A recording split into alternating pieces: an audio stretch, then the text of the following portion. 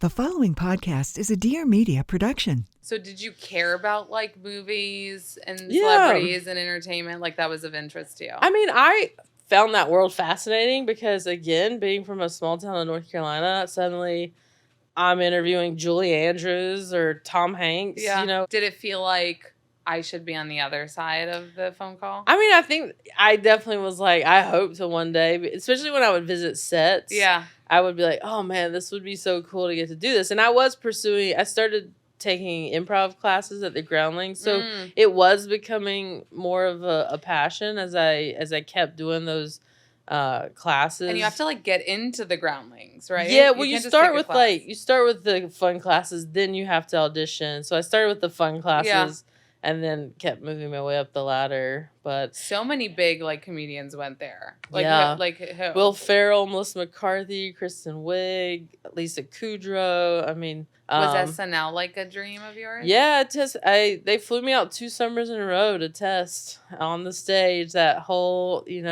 Lauren. the Lauren in the corner with that light. You know that old school Broadway thing where you just see a dark corner. Oh, and then there's a light. Really? It felt like that. Yeah. Was it nerve-wracking? Oh my God. Yeah, because you think that's the end all be all. Like, if this doesn't happen, I'm gonna pack it up and go home. Yeah. That's the path to success. Now you're like on your own. I mean, you did the Sweet and Salty, which is also on Netflix. Yeah. Was nominated For a Critics' Choice. Yeah. That and Good Fortune. So that was nice. That's so cool. Yeah. Well, stand-up ultimately is where I think I found my voice, Back when I tested for SNL, I didn't even do stand-up in the audition, which to me now seems wild. What did you do? Like I did characters and impressions, and stand-up is what I think I'm best at. And it's funny to me that I didn't even put my best foot forward.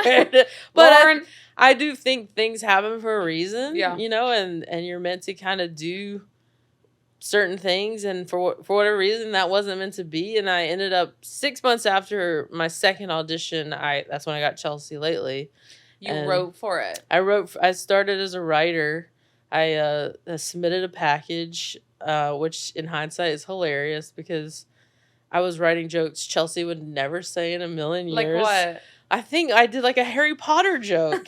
I'm like, you know what I mean? And knowing her now, I'm just like... But did you not know her then? I mean, I watched the show, but I don't know. You're like, she might love Harry Potter. Yeah, but I would do like jokes about food and like, she's not eating, she's drinking. But you got it. I got it. Yeah. I think because she saw something. She saw something.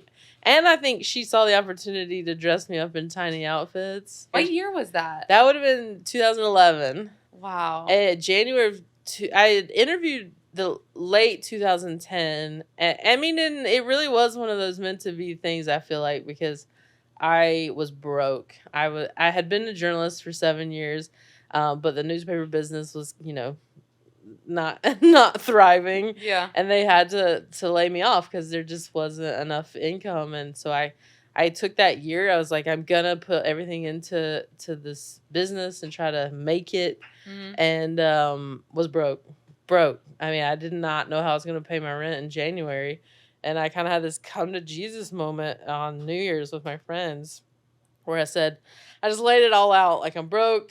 I've been at this for so long. Everyone keeps telling me no. I keep getting close to these big opportunities. It's not happening. And I just need something. To happen. And my friends, kind of to break the ice, because I was probably being a bummer on New Year's Eve, my friend goes, well, you're going to go to Australia. You know that whole Oprah thing? Like, you're going to go to Australia, and you're going to go to Australia. Yeah. And we all started, like, cheering and clapping. We're like, yeah, we're going to go to Australia. I got a call the beginning of January that they were giving me the job. I'd interviewed 2 months before and, just thought it was not happening. They said, we want you to have a final interview with Chelsea. Got the job the next day.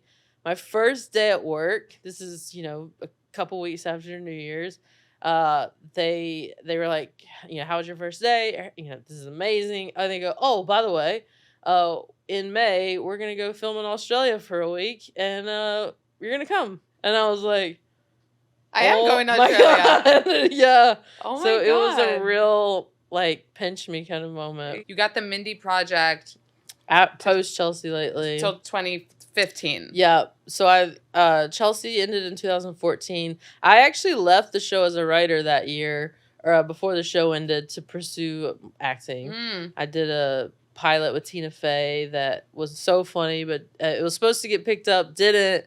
And then while I was in that experience, pitched her a show of my own. She produced it. We filmed it for ABC.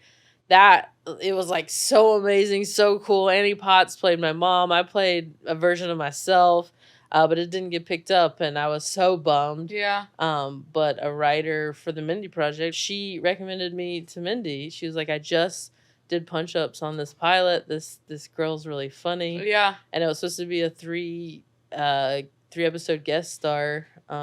You stuck around. And I stuck around. I feel like watching it again. Was it so fun to be on it? Oh, that was the greatest show. I didn't know, because it was my first big acting gig. Yeah. I didn't know how great. I mean, I appreciated the moment. We had an awesome time, but I'm like, that job is one of the top tier jobs I've had. Because that's another thing about the biz people don't get. You know how when people post their like deadline articles, right, or like Variety, like new show picked up by. So those don't always happen. Like you were saying, like you did 2 pilots, you know, it didn't go. And it didn't end up happening, but it led to this. There's a lot of that in my life. A lot of no's that have been like very heartbreaking at the time have led me to some other thing that wouldn't have happened otherwise. Right. There's a lot of pivots that I have done where I can look back and be like, oh, now I see why that happened and why that happened. Yeah. It's very interesting. It is. You were just in like an action currently airing with Arnold Schwarzenegger. Right? The man. FUBAR. Yep. You said it stands for? It stands for fucked up beyond all recognition. It's an old military term. Oh my God. Like you were so blown up in the war? Well, it could be anything. It could be anything that's gone awry. Okay. Like, where you're just like, you know, out that in the tank went out in the FUBAR. field, like we're totally FUBAR. Like it's like out of our hands, out of control. Things like there's mayhem. It's that. So if you know that context of the name going into the show, you know that the show is going to be over the top, crazy, wild. Things are going to go. And you play this like genius CIA agent. Genius is like mathematically. Yeah, I know like anyone that can like know how to tip or without a tip calculator. I'm like, you're a genius. You are so smart. Yeah. Yeah. So any math skill, you're a genius.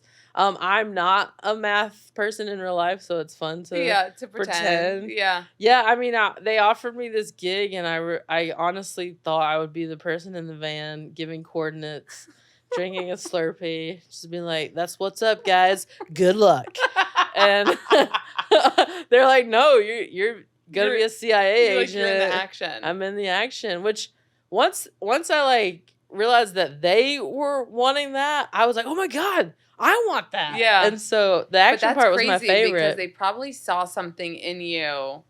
Like they cast you, they wanted you for a reason. Yeah.